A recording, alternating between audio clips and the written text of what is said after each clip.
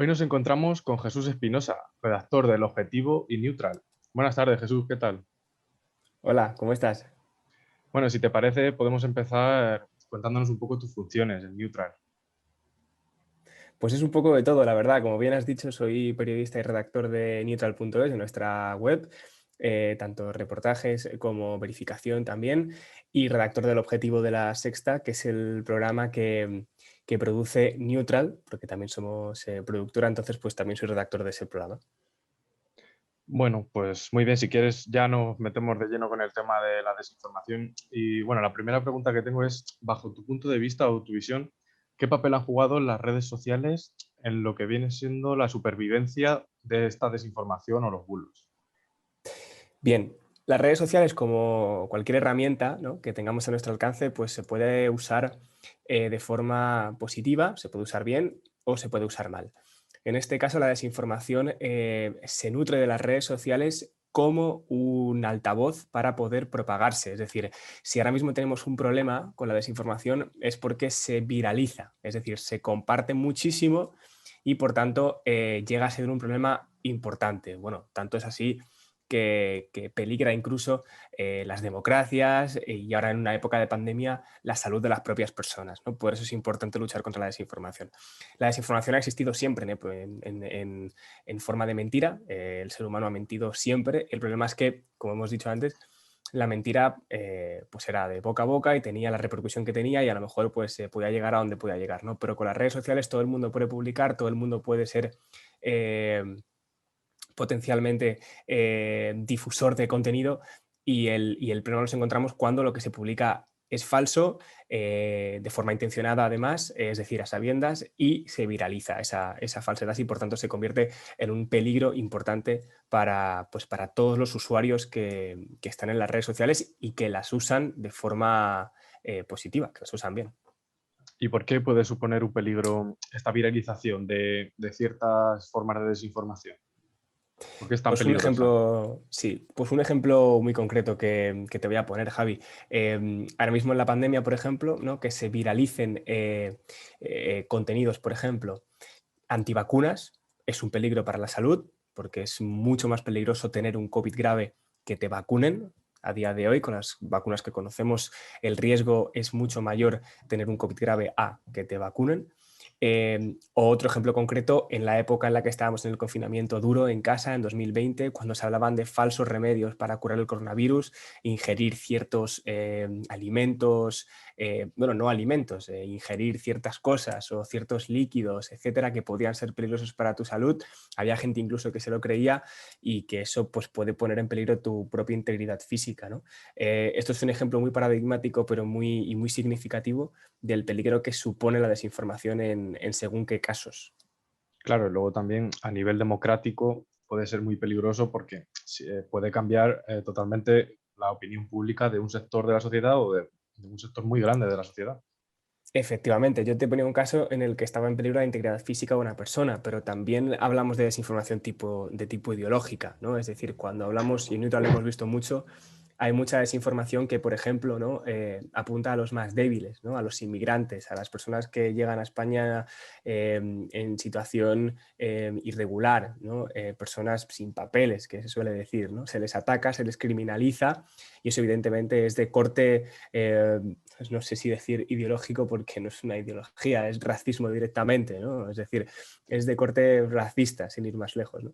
Y también pues toda la desinformación que también ataca mucho a las mujeres, que también la sufren en sus propias carnes. Y sí, como tú dices, la desinformación evidentemente muchas veces busca también reforzar un planteamiento eh, ideológico de según qué tipo de personas, ¿no? Y entonces la desinformación también ahí supone un problema bastante importante. ¿Cuál es la mejor manera para luchar contra la desinformación? Pues la mejor manera es la educación, realmente. Es el pilar fundamental. En Neutral lo decimos, Neutral lo llamamos pensamiento crítico, ¿no? Es decir, el tener una especie de dique de contención tú mismo antes de compartir un contenido que no sabes si es cierto o no. Es decir, la mejor forma de luchar contra la desinformación es tener prudencia. Cuando te encuentras con un contenido, no compartirlo hasta que sepas que ese contenido es cierto, ¿no? Y hay bastantes pistas que podemos tener a la hora de enfrentarnos a un contenido que sea potencialmente falso, ¿no? O no.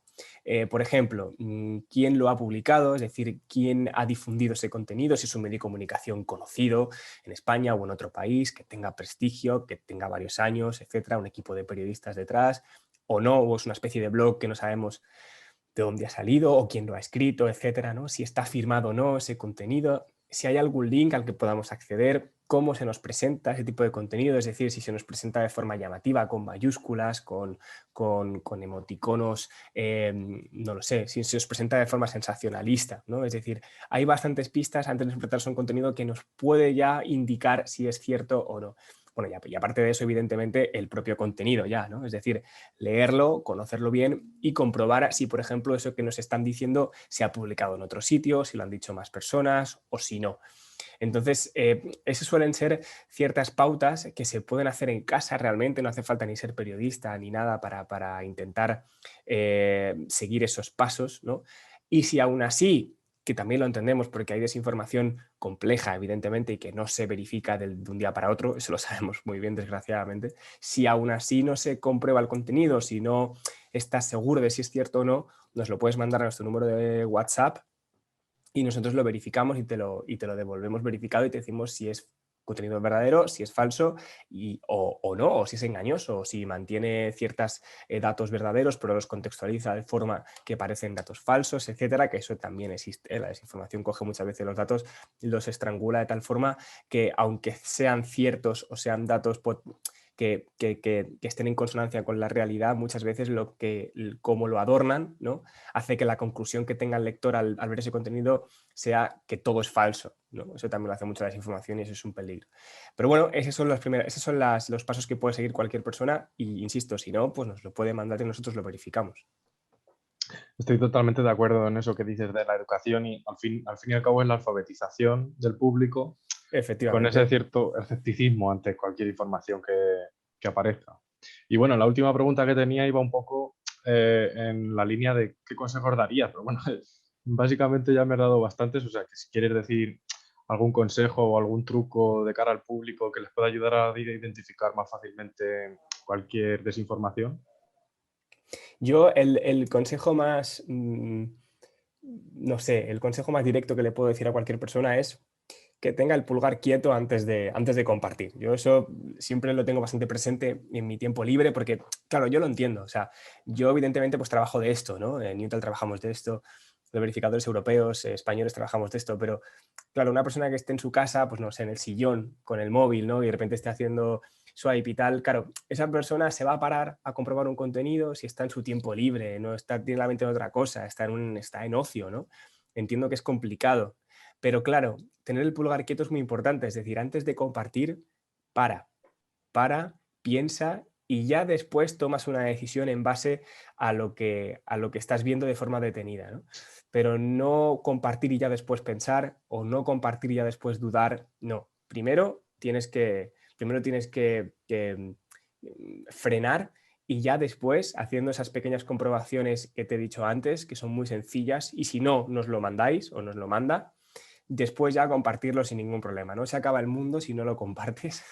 De hecho, lo puedes compartir después incluso mejor, diciendo que esto es cierto y que ya está corroborado, etcétera. Incluso se comparte con más ímpetu, pero no compartir algo que sea potencialmente falso porque se puede hacer mucho daño con un simple clic. Estoy totalmente de acuerdo. Bueno, pues ya sabe el público lo que tiene que hacer. Muchas Ahora solo tiene que gracias. hacerlo. Muchas gracias por estar aquí con nosotros y es todo un placer poder contar con tu visión, Jesús. Nada, a ti, Javi. Un placer.